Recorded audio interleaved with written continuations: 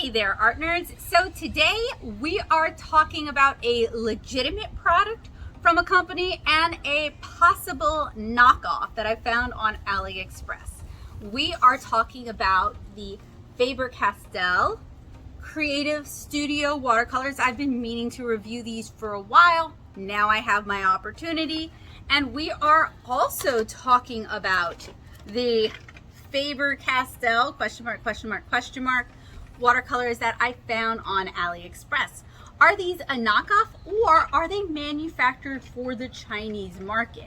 Maybe we'll find out in today's unboxing swatch.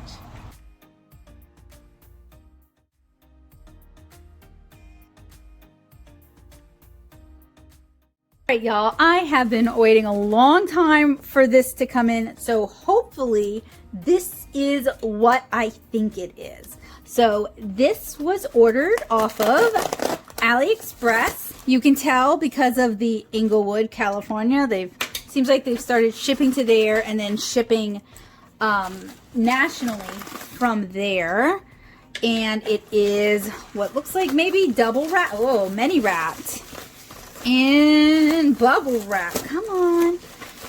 And let's get into this. We have, wow, the reveal here is just too much buildup. Okay, inside we have something from Faber-Castell, or something being sold as something from Faber-Castell. Now you might be wondering, Becca, why do you have Faber-Castell watercolors from AliExpress? Can't you get Faber-Castell watercolors in the US? Yeah, they look like this. These are Faber-Castell Gold-Faber Creative Studio watercolors. So this is what we have available in the US from Faber-Castell that isn't their student grade watercolors. Now, I reviewed their student grade watercolors in the past, and I will link those for you guys if you're curious, but this is the best we can get from Faber-Castell regarding watercolors in the US. So what I want to figure out today, if I can, is this a knockoff? Is this packaged for their Chinese market? Is this maybe, are they licensing the Faber-Castell name and releasing, some other brand is releasing watercolors under that name? I don't know, but I am hoping we can do a little bit of digging today and compare these two sets. So what I am going to do today is I'm going to do a little digging, do a little research, find out what I can. I'm going to unbox and swatch both of these watercolors, compare them for you guys, and hopefully we can figure some things out. So I wanted to find out more information about this, whether it was a knockoff or the real deal. So I asked for help on several places. So I have not had the best luck with getting art supply company reps to respond to me or to give me any kind of information. I'm just not that kind of YouTuber, I guess. So I thought I would try a roundabout way first. I tagged them on Instagram when I asked if anybody knew anything about this. I also asked on Blue Sky, Twitter, Threads, and on my community tab in case I had any Chinese viewers who might have some answers for me or might be able to help me out, or at least might be able to help me parse the Faber-Castell China site, which seems a lot like the US version with just a different skin. I scoured Faber-Castell's website, the European one, the American one, and the Chinese one to the best of my ability. I also checked out their social media feeds. Nothing at all about this. Now, the reason I am so curious is I know that a while back there was a kerfluffle with Winsor Newton's watercolors sold on AliExpress, and I actually have that set, and I've been meaning to talk about that set with you guys. And it turns out that that set isn't necessarily just a lower quality knockoff, but rather it is a set formulated specifically for China, specifically with their pigments, and to be more similar to Chinese style watercolors than European and Western style watercolors. So I did want to see if that might be the case for this. Y'all were not able to give me too many answers. Some people said that some other YouTubers had talked to Faber about the set and gotten answers, but I didn't get any channel names. I didn't get any names. I didn't get any links. So unfortunately, I can't link those or reference those. If you actually have those links, have those names, or if it was you, could you respond in the comments, because I am curious. So I did end up reaching out to Faber-Castell. I have worked with them in the past when doing hands-on creativity, and I have not had necessarily the best experiences with them or with the representatives. This instance was not a whole lot better. So I'll show you guys what I sent to them using their official contact form. I have a question about a Faber-Castell watercolor palette I purchased from AliExpress. I would like to attach photos to help with identifying whether this is a legitimate product or a fake. I review art supplies and would like to provide accurate information for the review as I'll be comparing it to your Creative Studio palette. I tagged Faber about this on Instagram and Facebook, but haven't gotten a response. Unfortunately, I'm not super excited about the response. So Michelle O'Meara said, "Good morning, Becca. We can only assure authentication for items purchased from authorized Faber-Castell sellers, and AliExpress is not an authorized seller. Therefore, we would not suggest reviewing a product that cannot be authenticated or representative of Faber-Castell USA. You can find our authorized sellers using the store locator or the list of authorized sellers who sell on Amazon at the bottom of our front page at fabercastell.com. The authentic Faber-Castell watercolor palettes we manufacture and distribute can be found here as well. Click here if you'd like to receive promotional offers and discounts through email and newsletter. Best regards, Michelle O'Meara, Senior Consumer Relations Specialist." So I'd actually gone through their whole site looking for this set. I actually did buy this set from one of their listed vendors. So I'm going to do what I want to do. And I'm going to review this set because it has been sent to me in the paint box several times. I figured I'd take a look at it. Even though it has some things on it that look pretty dang official, I am going to assume this is a knockoff until I find out otherwise, just based on Michelle O'Meara's response. So Faber-Castell China, if this is not a knockoff, if you would like to stand up for your product, please, please, please do so, because communication between the different branches is just totally non-existent. Here is the AliExpress listing. It is from Art Serial of Numbers store. I paid $34.58 for this palette, which is actually less than for their official 24 color palette, I believe, but we will head over to Blick and check that out in a minute. I got the 36 color set. So there are three options: the 24 color, the 36, and the 48. Or I'm sorry, yeah, 48.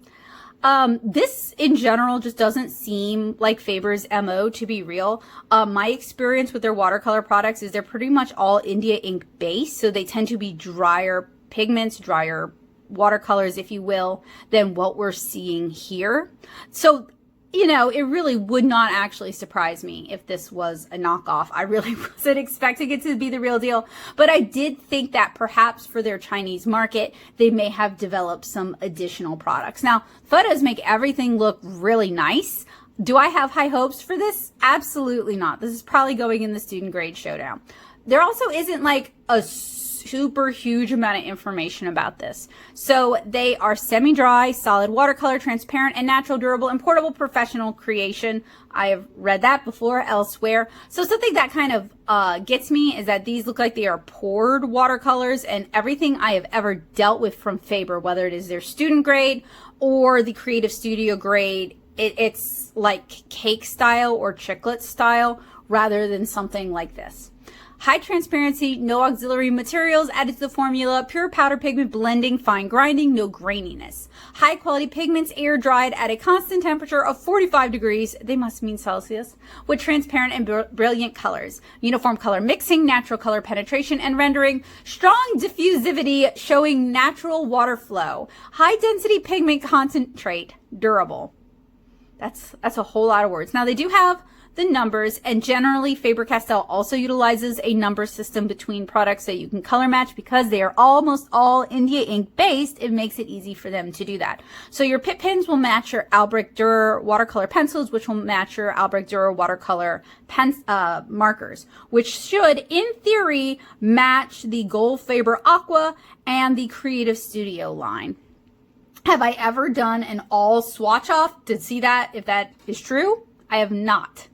I've actually rehomed a lot of my hobbyist and student grade Faber-Castells to people who will actually be able to put them to good use. So I don't have those with me anymore. So talking about reputable Faber-Castell vendors, I ordered these from Blick. You can see they have several Faber-Castell products.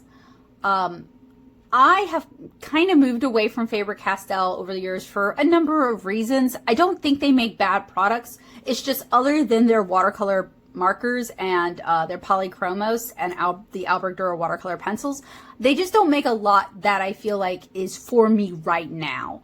Although a family member recently bought several of the gelatos recently, and they seem very promising and very interesting. And I know the gelatos are like so old news, but I don't really care for watercolor crayons. So with the gelatos, that's what kind of held me off from them. But they did seem quite promising when David's gave us a demonstration of them. So this is the palette that I ordered. So it's a very standard little plastic watercolor palette. Kind of reminds me of the Derwent Inktense, which if it swatches similar to those, I may do a comparison to those. Just not really an exciting little palette. Also, we have seen on AliExpress, and I may go back to Ali in a moment just to show you guys the red cover that is probably a knockoff of this, or if not a knockoff, it's from another market. So I purchased the 24 color palette because these are expensive. They have been kind of expensive, and that's why I didn't review these sooner. Is they've been in and out, in and out, in and out of my cart for like since I found out about them years ago, because it's for something I figure I'm not gonna like that much. It's kind of hard to bite the bullet on it. So this is on Stationery Pal, which I wasn't aware that they might sell knockoffs, but they're not one of Faber-Castell's listed vendors, so there you go. And this is what I mean by, like, some of them have a red case, but look pretty similar, not identical, but pretty similar to the set we're going to be taking a look at today. And these are actually pretty common. I'll grab another one. This one is from AliExpress.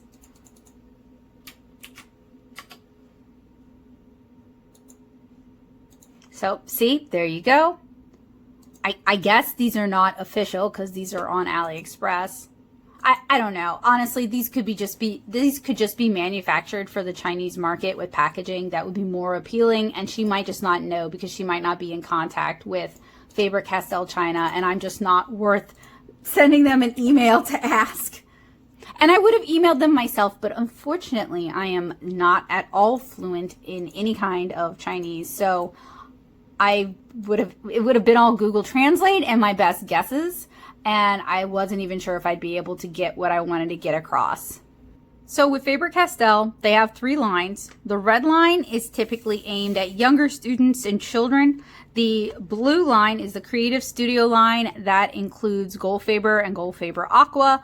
This is more for older teens, adult hobbyists, and then they have the green professional line that includes Albrecht Dürer, both the pencils and the markers, as well as pit pins and things like that. So this is in kind of the hobbyist line, which is one of the reasons I was like, oh, that is a lot of money to pay for hobbyist paints. And then this has the red line packaging, but that doesn't necessarily mean anything. And you guys see there is a QR code. She didn't see the picture, so she doesn't know. There is actually a slightly holographic Faber-Castell sticker on here. So I don't know, man. If it's a fake, it's a good fake. It also came with a brush, which I don't think I was expecting. But let's see if we can figure out where this sticker goes. If I can force my phone, that is not what I wanted. I was just trying to move that out of the way. If I can force my phone to do screen recording.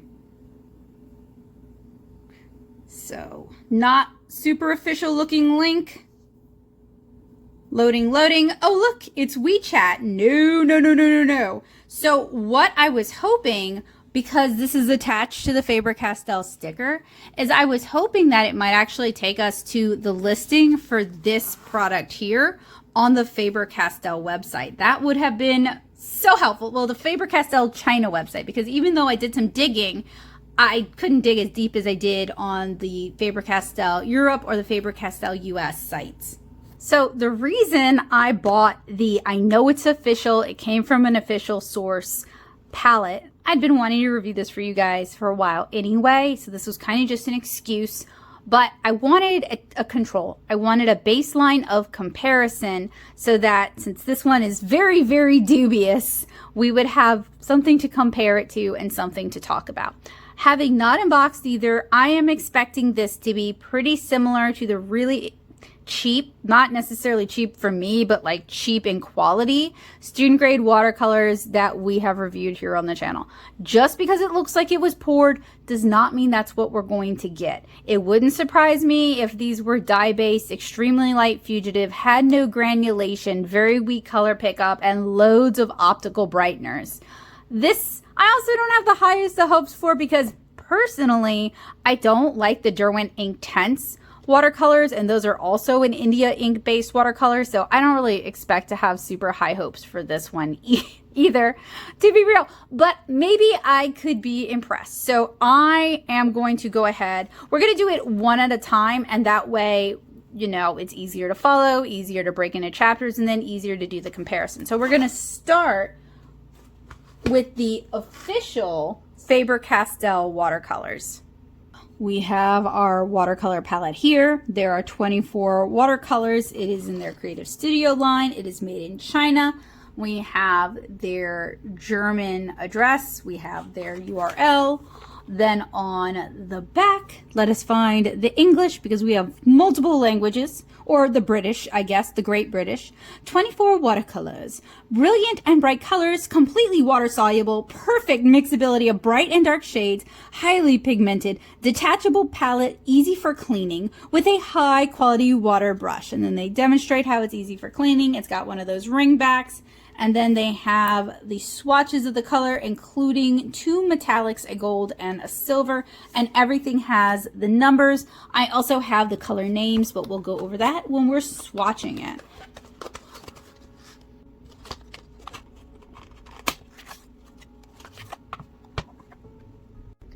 Inside is a very plain white plastic palette with Faber-Castell, not embossed, but like screened on the front. Here is the little clicky thing on the back. Let's take a look at the colors inside.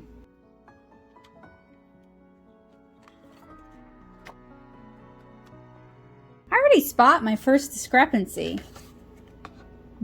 How does this detach again? How does this easily detach? I must be missing something. See, we have room to move. I guess I can later on, and we'll test this out, but it is in there good. Like, I'm trying to force it over. It does not want to move. That doesn't bode well. I guess you can just detach the entire lid. So as you guys can see, we have our chiclets of paint, and they have been stuck down with a glue dot. No surprise at all there. These remind me of a lot of the much cheaper paints in terms of style.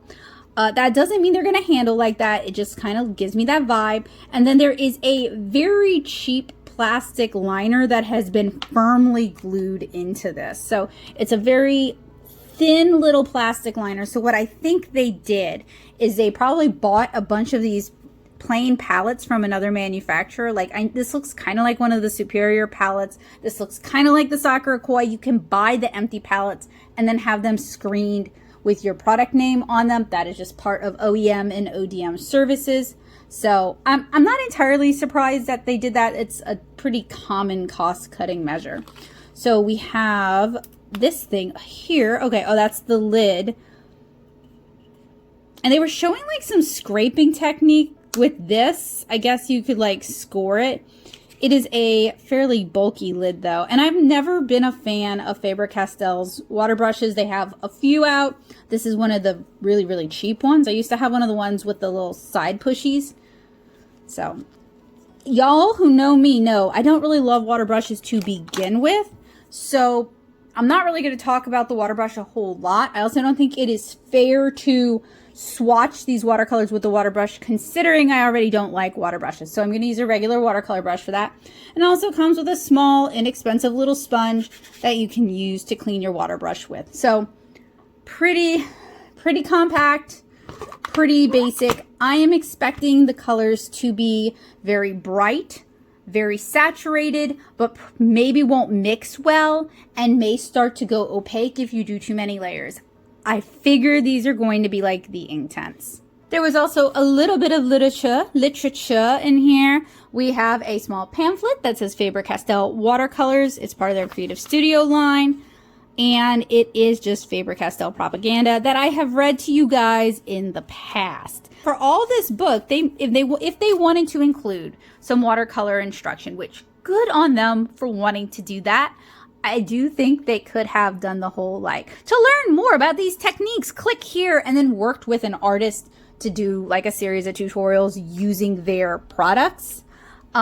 Big fan of that. I think that makes art so much more accessible to more people, and it allows them to control the spin and who is presenting information to a degree about their products.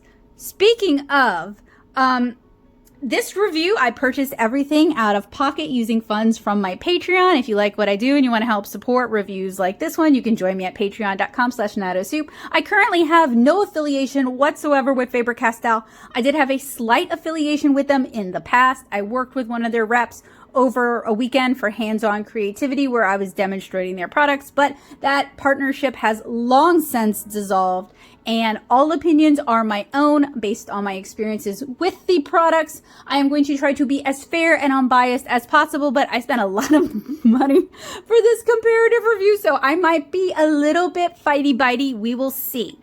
So now I think it is time for us to swatch, and I am going to swatch both of the palettes on the paper that I always use for my swatches, Pinky. We're going to be using the Blick Premium Cotton Rag watercolor paper. I'm going to go get that and I'll be right back.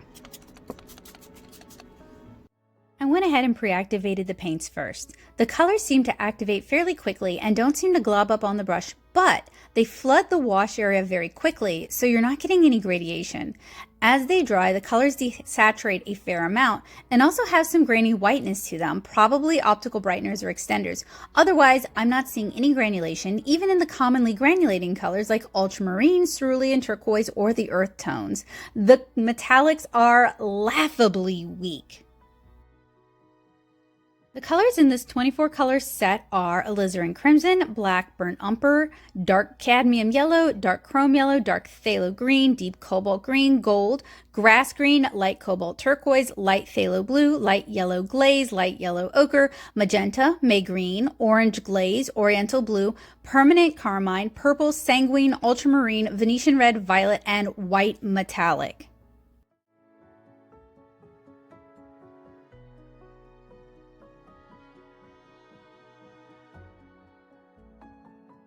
These haven't dried yet. We're definitely going to take a look at them when they're dry, but something I have noticed is in the ones that have started to dry, there is this weird white graininess that you get with colors that have a lot of optical brighteners and extenders to them. Also, the color really floods the whole area like we often see with dye-based watercolors. We might also see that with India ink watercolors. I'm going to have to pull out some of the Derwents to, have a comparison, but the colors are very vibrant while they're still wet, but they dry much less vibrant even at full saturation. So like this is where we added the water, right? And then this is full saturation and they're drying really pretty dull. I'm not really seeing much granulation to them or anything that would imply visual interest. And at least from these swatches, they seem to be very transparent, which makes me wonder if these are actually dye-based watercolors and not India ink watercolors. So I was also surprised by how little color payoff the gold and silver have. I mean, surprised and not surprised. Surprised because these watercolors are kind of pricey for what they are, given what category they're in. So I was expecting more payoff, but not surprised because frankly, metallic watercolors, except for like fine text and a few other exceptions, are usually pretty unimpressive anyway. And I really don't understand why companies throw them in there because you're just not going to get the color payoff, and they could have just done other colors instead. Other than the fact that mica is very cheap and is a very popular inclusion when you're making cheap watercolors. Colors didn't shift too badly as they dried. These are taking a really long time to dry, so I'm going to just go ahead and move on towards color mixing. Secondary mixes are fairly weak. The plastic palette is really challenging to mix on because water and paints just want to beat up. So it's really hard to get a good mix of both colors. I am trying to mix as many secondaries as I possibly can using the methods that I usually demonstrate in my other unbox and swatch videos so that we can get a good range of secondary and even tertiary colors.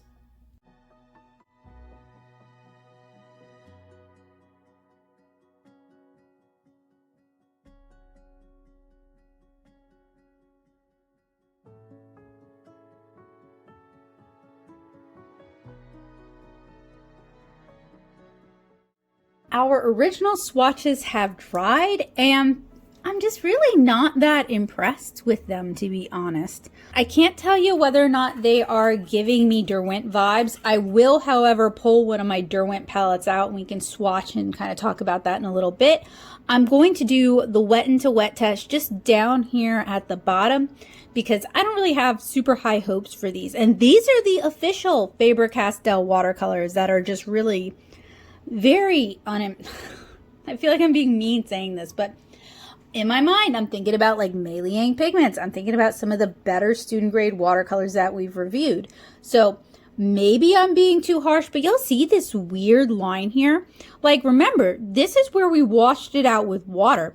This bottom half should be lighter. Why is it darker? I couldn't tell you. Some of these colors are just really unimpressive, or they don't have any granulation, or they just don't have much to offer, which is kind of disappointing for a set that is aimed at adult aspiring artists and hobbyists. Like, this is not really going to give you the kind of watercolor effects or the kind of watercolor results you might want, even compared to, say, the Albrecht Dürer markers, which are technically in a higher class point, but those would be a better fit in terms of color saturation, payoff, just vibrancy than what we're seeing here.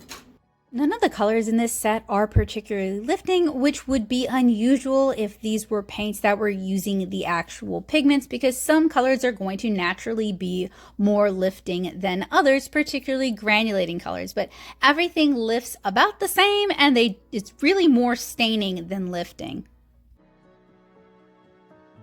For the wet into wet test, I really expected the colors to dry very dull, very desaturated, very boring, like we've seen with some of the cheaper student grade watercolors in this showdown, because frankly, these are handling like some of the cheaper colors in this showdown. I was really pretty surprised that the colors dried brighter than I expected, and this inspired me to go ahead and do a bookmark with you guys so we can kind of field test this palette just a little bit and see how it might handle. For this wet into wet test, I really tried to grab bright, bold, saturated colors and encourage them to mix and play into one another. Of course, there is some water control necessary. I also tried to grab a range of colors, including granulating as well as staining colors, opaque colors, as well as more transparent colors.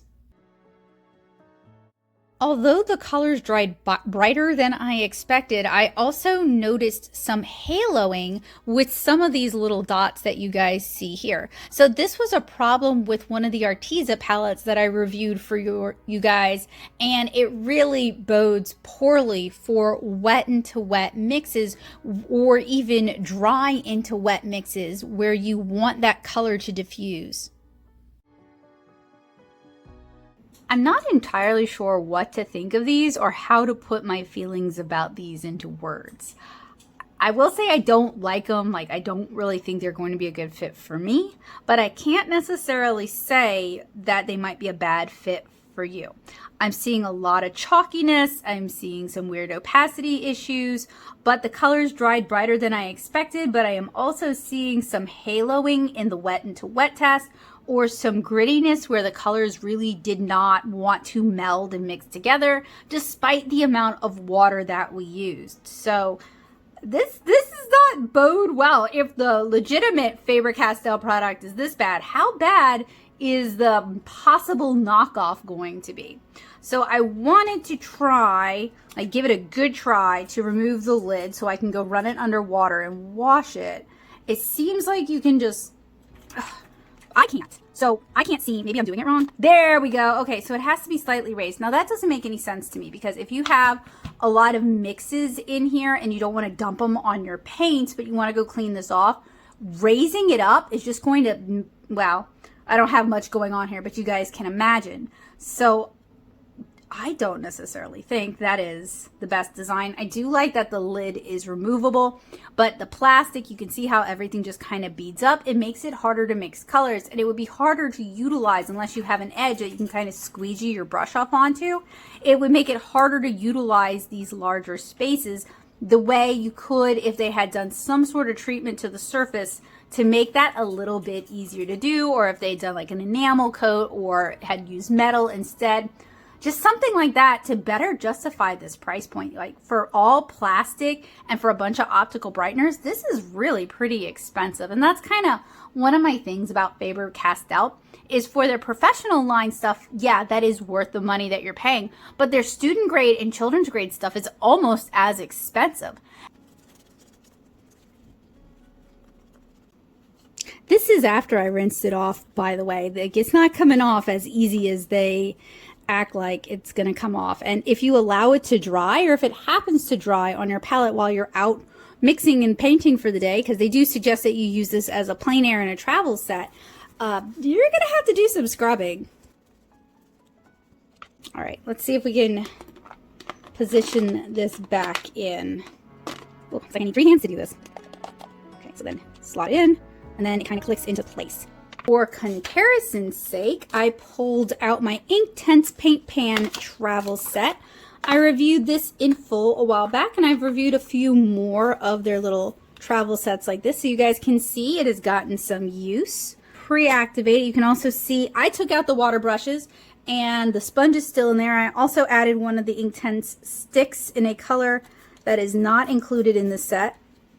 I pulled out my original Derwent Inktense Paint Pan palette and swatched them for you guys. And the Inktense swatches are a lot more saturated than the Faber-Castell. So if you want an India ink based watercolor that's going to be indelible once it dries, I would recommend that you get the Inktense rather than the Faber-Castell. They cost about the same, and the Inktense is going to be a better value. Initially, I thought the Faber-Castell watercolors were going to be a lot like the Derwent Inktense, but they're not. The Inktense are much more opaque. They're much more saturated. While I don't care for them and don't have a lot of use for them in the kind of work I do, a lot of people do really like them. These, they feel off. If they were not Faber-Castell, if I had just ordered them online, I would say that they felt very fake, very full of optical brighteners, very full of dyes. I would give them a really, really low rating. I want to give Faber-Castell the benefit of the doubt because in general, while I was just complaining about their art supplies being kind of expensive, generally their art supplies are pretty good and perform in line with your expectations for that level, right? So like the red line being for kids, etc. These perform way lower than I would have expected for the creative studio. And I know they've gotten, when I was trying to find out information about the other set we're about to take a look at, I saw a lot of really positive reviews for these. So my expectations, I figured they were going to be like the Inktense, you know? And for what we paid for these, I'm really kind of at a loss because they are giving me kind of like the Meeden or the Xylee W vibes. Maybe not quite that bad, but not a whole lot better. And certainly not what I would want to see from student grade watercolors, which is more in line with what we've seen from Mei Liang and Superior. What are these, Faber? Ever curious and ever hopeful for more information, I went back to the Faber-Castell website hoping to find more info about the Creative Studio watercolors. I could not find any information about how these are made, so I asked, what is the pigment information for these watercolors, or are they made using the same base as the Albrecht Dürer watercolor markers and pencils? I also checked on Blick just in case there might be more information. Although they promise to be very pigmented, there is really no real true pigment information on either site. This mini field test left me feeling confused.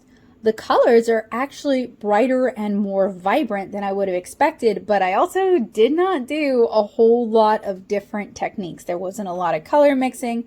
There wasn't a lot of layering. Basically, we just did a gradiated wash and then did it a couple times more. So there wasn't a whole lot of pushing these watercolors, so I still have some reservations for them, but I am happy that the colors were brighter and more vibrant than I really expected them to be. Now that we have a baseline, it's time to talk about this dubious contender here.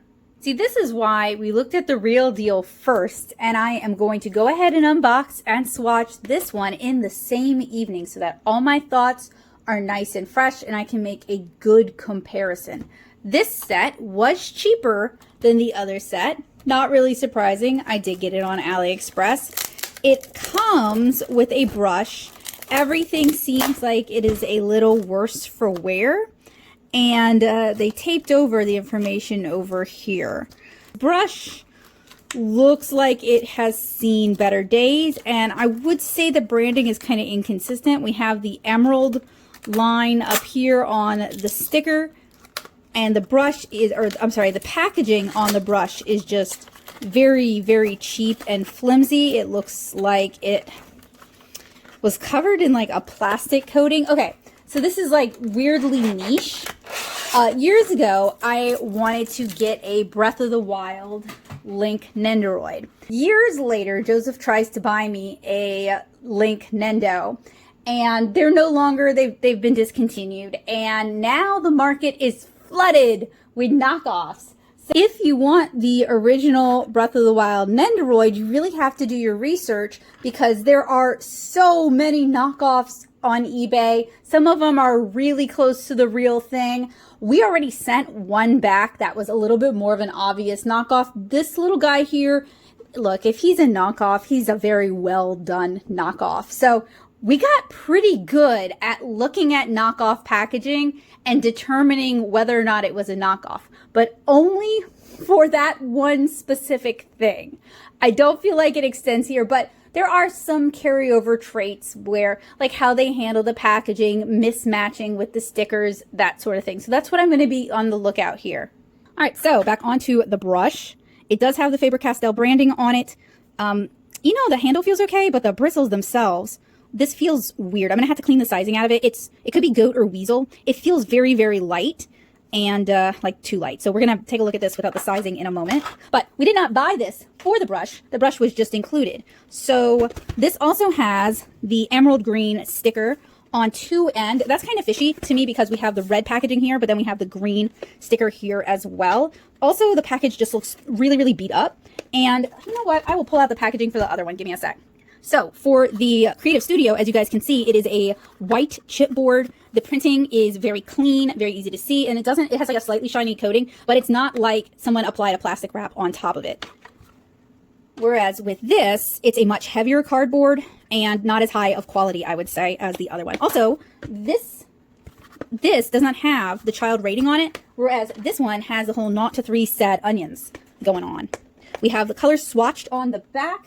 Not really consistent with how they handle their color swatches. These are more like what we've seen with like Meeden with the watercolor kit from Singapore. My brain is totally flaking on me now. But this is what we see a lot with really cheap white label watercolors. I'm going to have to cut these because they are on there despite probably not meant. If this is a real Faber-Castell product, these little sticky dots here are probably not meant for this. Now, another thing I'm trying to keep an eye out for is like where they add hyphens to things, how they spell the brand name, any kind of obvious errors. Everything is pretty consistent so far in terms of the hyphens and the logo, but that isn't like the end all be all of an indicator. It's just something to look out for. I'm trying to make sure you guys can see, even though I can't read the packaging for you guys. Hopefully you guys can see all of the, actually, there's a quick way to tell probably. I can go to the Faber-Castell China site and see if the branding looks like this. So here is the palette. It is a metal palette. It is shrink wrapped, and I don't believe the other one was shrink wrapped. The plastic was shrink wrapped, but they're probably doing this to help it stay shut. I am, like I said, assuming this is a knockoff. Generally, I would not advocate that you buy knockoffs. Usually, I do not buy knockoffs, but I thought it would be interesting to do a comparison between, I was hoping, honestly, for Faber-Castell legit China versus Faber-Castell global, but I'll do a knockoff versus the real deal. Okay, are you guys ready to see what's in this palette? So I just leaned in and took a smell because some of the really cheap watercolors from China that are made for the white label, they got a smell. They smell like the Pabio / Artist Loft watercolors, which y'all know I did not like. They have a, what is this? I mean, I know what it is, but why can't I lift it? There we go. There's a plastic liner to keep them in place. The longer it is open, the more it smells. And it's got this kind of like sickly sweet thing going on here. Here is the card that was included with it. There is a swatch sheet. There is information on this side. Am I going to Google Translate it for you guys? That is the never-ending question. Let's at least see where this QR code goes. Ooh, that does not at all look legit. So I guess we're going to open the link. Does not look like fabercastell.com.cn. It does bring up this particular watercolor box here though. But I don't think Zowie-tech.com is officially affiliated with Faber-Castell. You guys let me know. Let me know what this is. It looks like it might be an e-commerce site. Those of you who can tell, let me know. That would be a huge help. So behind this, we have our 3 rows of 12. They are individually wrapped. I can already see the dye. Why don't y'all ask me to review nice things? The dye seeping through. These feel like very, very shallow half pans, and I don't think these are legit. I really don't think these are legit. Oh man. Here's another one where the dye is seeping through. So what I am going to do is I am going to unwrap all these. We are going to swatch on this. We are going to swatch on the Blick, and we'll see from there. We'll see how, if these are really, really, really bad, I'm not going to bother with the color mixing or with the wet into wet. If they are okay, we'll try that. But I have reviewed so many really bad dye-based watercolors that I feel like I deserve a little break. But on the other hand, you know, in for a penny, in for a pound. If we're going to talk about knockoff versus the real thing, then maybe I should do the whole thing. There is a ring on the back, but y'all, these are also pretty standard metal palettes. I'll give them kudos for screening Faber-Castell since 1761 on the exterior and on the interior. That is a move for a potential knockoff. And honestly, a lot of the student grade watercolors I've reviewed when they're white labeling, they don't even labeling. They don't even bother to do that. Like Etcher and Josie Lewis didn't even do that. So I guess that's points for this possible knockoff. But again, I don't want to encourage you guys to get knockoff art supplies. It was still kind of expensive for what it is. There are better products that are the legit real deal that are cheaper and will probably perform better.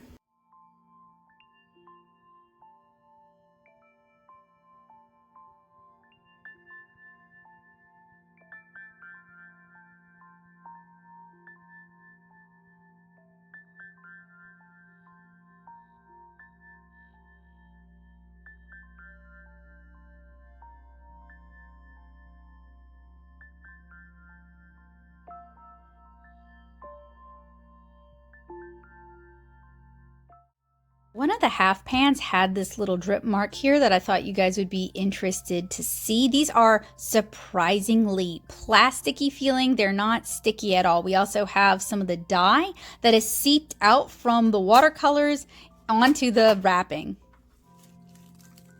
And then this was the amount of trash generated from unwrapping these. Honestly, not too bad. So one thing I noticed is that the colors are all fairly creamy. They also definitely look like they might be hand poured, like I could buy that, but they're not sticky at all, which is weird because usually if you use gum arabic or honey in a hand poured pan like this, in Southeast Louisiana where it is super humid, they're going to be a little bit tacky. And these all feel like plastic. So that's a little bit disconcerting. I am going to go ahead though and move on, and we are going to, sorry, I'm trying to get them to line up. They just don't want to. We're going to go ahead and swatch on their included card. I'm also going to go wash the sizing out of this brush, not because I plan on using it with these watercolors, but because I am very curious about this brush. And basically, as soon as water hit these pans, some of them started changing color and lightening up pretty considerably. And those of you who watch my channel know that kind of points towards the use of optical brighteners to make the half pan mass tone appear a lot more appealing than it actually would be. I washed the sizing out of the brush, and it does appear to be a natural fiber, although not one we typically see over here for this style of brush. This feels kind of like it might be goat or maybe weasel. It definitely has some curl to the hair fibers, and it is also a very short bristle brush, very stubby. I might even say it might be pony or camel, which is like pony anyway. So while I'm kind of impressed that they included a swatch card, because Faber didn't include a swatch card with theirs, the card doesn't even really correspond to the number of half pans in a row, so I had to kind of fudge it. These definitely seem like they might be dye-based, and the colors lightened up quite a bit after just the spritz of water. The colors also very readily activated, but frankly, they're kind of unimpressive. Maybe it's just the paper that the swatch card is printed on though, so we are still going to try these out on the Blick paper and see if maybe that gives these paints a chance to shine.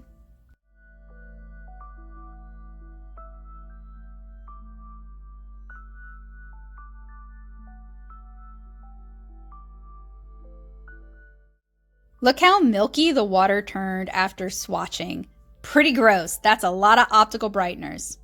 This hasn't dried fully yet, but it's had quite an opportunity to dry. So I'm just going to lift it up and we can switch over to swatching on the Blick paper.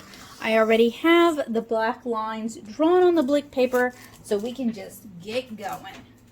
Next up, we've got the swatches on the Blick cotton rag paper. If these don't swatch well on a cotton rag, they are probably terrible watercolors. So if these paints absorb too much water, they turn soupy and they glop up on the brush, which makes them more difficult to control. If you're doing a larger, longer watercolor, these paints might be really difficult to control. Most of the colors dry pretty desaturated and unimpressive, particularly the neutrals, which we'll get to in a minute. I pulled out so that you guys could see everything. I know that makes it harder to see the colors, but it makes it easier to see how the pans themselves are responding as well. So hopefully you guys can see everything that you need. You guys can see how milky the water turns after a single row of swatches. So, what is it with these cheap watercolors and cheaping out on the neutrals? And we're going to get to that, but man, y'all, the neutrals are really cheap looking and unimpressive. I mean, honestly, even on the Blick paper, these are pretty bad. Like, I have reviewed a lot of bad watercolors. I reviewed a lot of mediocre watercolors, and I've reviewed some good student grade watercolors too. And these are definitely closer to the mediocre to bad camp than they are to the good watercolors. We're not going to have too much of a chance to talk about better sets. I think I do mention the Mei Pigments is a much better set than this set, so go with that. But if you're curious about student grade watercolors from the US, the EU, and China from AliExpress, I hope you guys will check out my student grade showdown. This video is part of that. So these neutrals are real weird. There's no real pigmentation. There's no real granulation. They're very weak and unimpressive and just very blah. So while I wait for these to dry, I'm going to move on to color mixing. So I'm going to use the lid for color mixing, and it is possible to mix colors with these. These might be a bit less saturated with the secondary color mixes than the official Faber-Castell watercolors, but honestly not that desaturated comparatively. One of the pluses though is that you can actually use the metal palette to mix colors, unlike that plastic palette.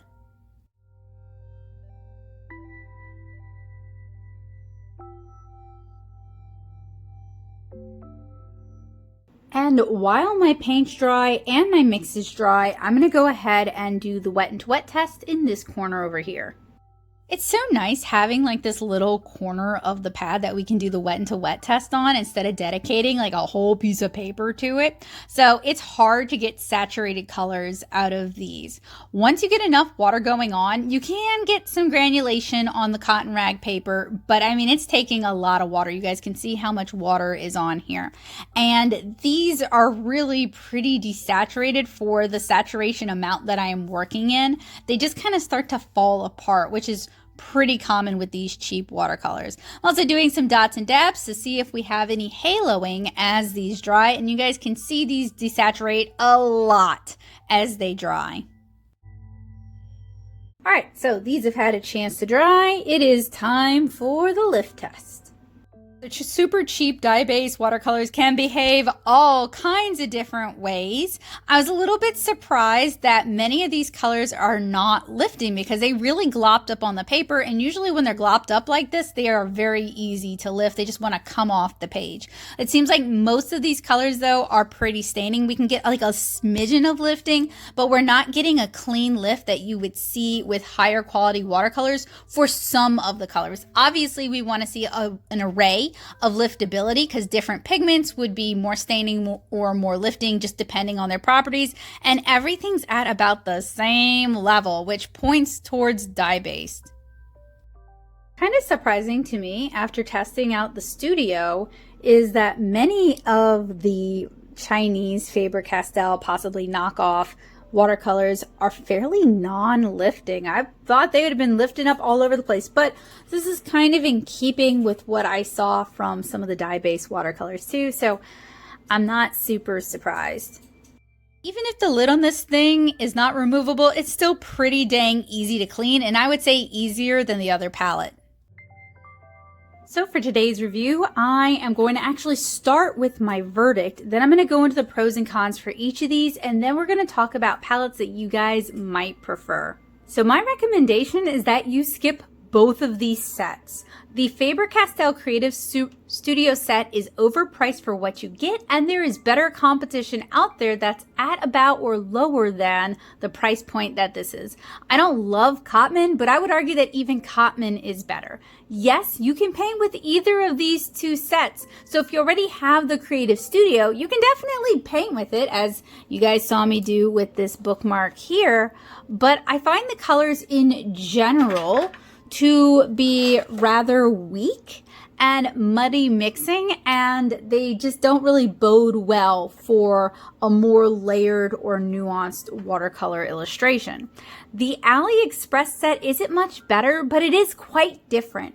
The metal palette allows for mixing colors. The half pans could be refilled or replaced with better colors.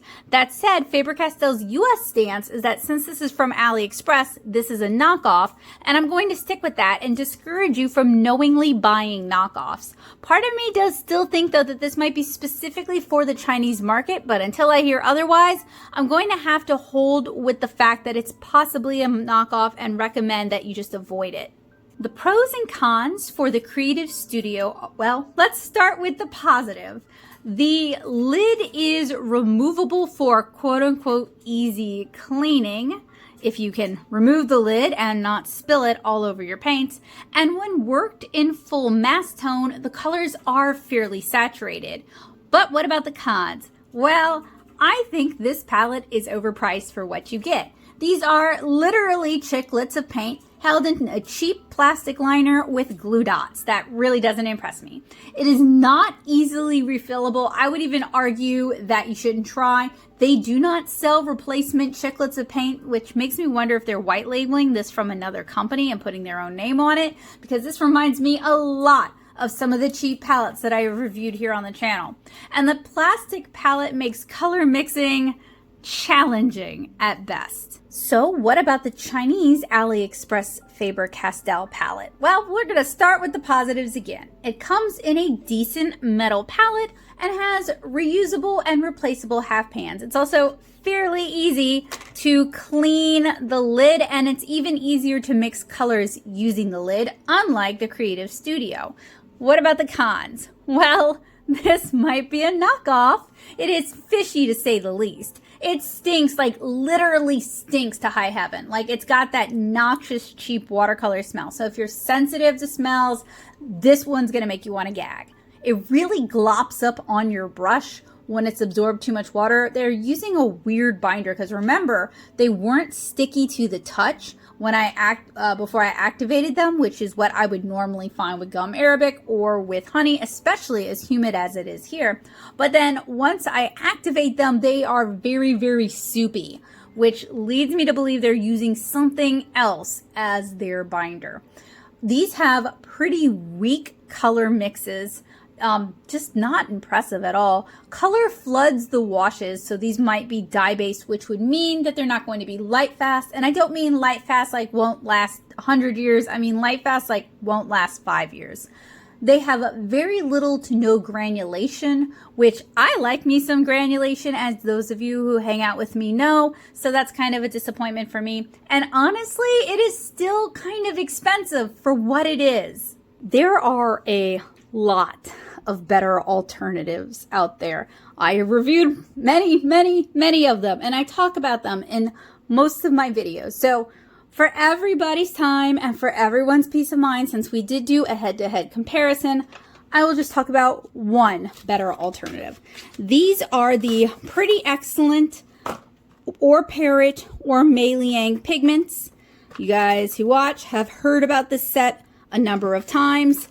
This would be my better recommendation. The colors activate readily. They are bright. They are saturated. The neutrals aren't weird, which is so weird when the neutrals are weird because they're so cheap to make. You don't have to spend a lot of money to get earth tones. It handles like a more professional grade set. My only real complaint is the cheap plastic liner, but honestly, if you get the AON, which is basically the same thing, they're by the same manufacturer, I found no significant differences in how the AON and the Mei Liang handle. The AON comes in half pans, so that might be a little bit easier for you guys. These are the student grade version of Paul Rubens watercolor, and I just vastly prefer them to what we've talked about here. Now, this says $45, but let's head on over to Computerland and we'll see what Amazon has to say about that. Now, I am not advocating that you buy them from Amazon. I got mine at my local brick and mortar. If you can find them in person, get them in person. But as you guys can see, the 36 set is $29. Often you can find it for around or slightly lower than $20. The 48 set, which comes with the metallics, which y'all know I think that's kind of a waste, but the palette itself is really cute. Same price. Now, these are showing actual little half pans in there. You're probably going to get something more like this where it's just the plastic liner, unless they have changed how they're manufacturing it and are going with the half pans, which would be a big improvement in my opinion. But this is what I would recommend. These are manufactured by Paul Rubens. I have been very happy with them. This happens to be a set. Looks like it comes with some Phoenix watercolor brushes in addition to the water brush. It also comes with this very cute Paul Rubens travel journal. So, oh, okay. The Phoenix brushes look like they are nylon. Regardless, this is still a better deal than what you would be getting with Faber-Castell. And so now we have to talk about the real deal or the knockoff, because I did say that this was going to be a comparison. I was really, really underwhelmed with the real deal. I was underwhelmed by the price point. I was expecting them to be more like Derwent Intense in terms of intensity. And while I don't like Intense, they have their place and there are people who like them. But I feel like the Creative Studio definitely feels like there might be some sort of synthetic dyes going on that might affect the light fastness. And because there isn't pigment or binder or just production information available for these, period, but there are for some of the other Faber-Castell products, it makes me kind of wonder if this might be a white label product anyway, and Faber-Castell just doesn't have that information available. The knockoff, well, I had really low expectations for it. Yeah, it was kind of expensive. I figured I was paying for the Faber-Castell name, not because I think this is a Faber-Castell product, but because I thought they might be able to get more for it. So my expectations for this were not necessarily that high. I mean, mine for this were fairly high and I was disappointed. For this, I kind of figured I was going to be dealing with cheap dye-based watercolors, particularly if this is a knockoff, because they're not worried about ruining their own good name. They're borrowing somebody else's name.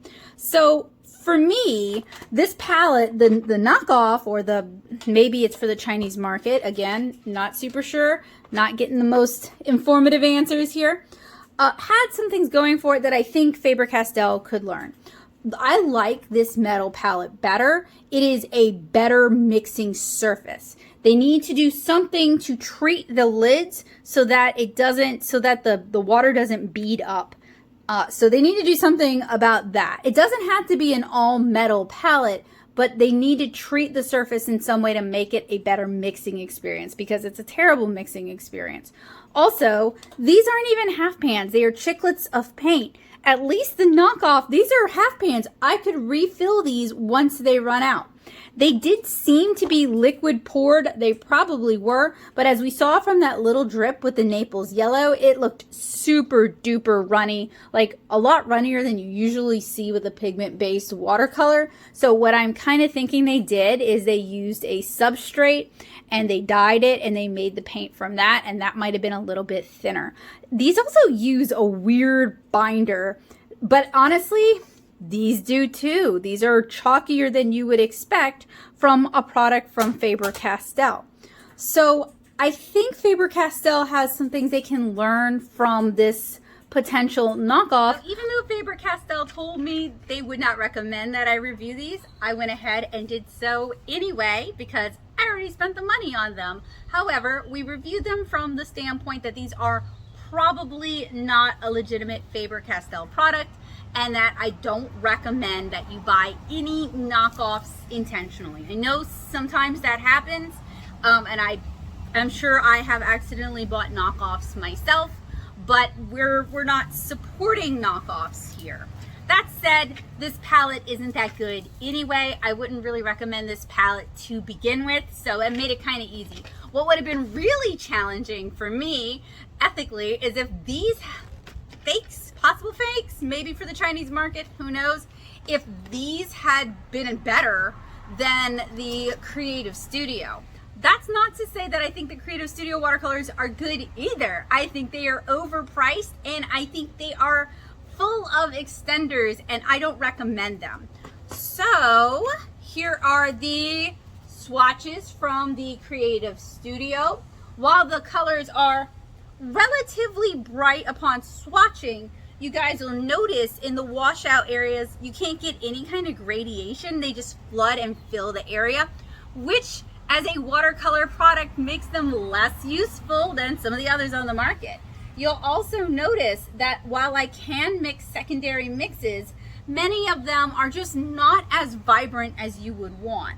And then in the wet into wet test, we start to see haloing and the inclusion of optical brighteners and extenders to make these a cheaper product, even though you are paying more for these than you would for many other student grade watercolors. And then down here at the bottom, we have our Derwent Inktense swatches, because honestly, I figured that if these are a Faber-Castell product manufactured by Faber-Castell, a lot of their watercolor products utilize India inks in a similar way to Derwent. So I thought maybe they would be comparable. No.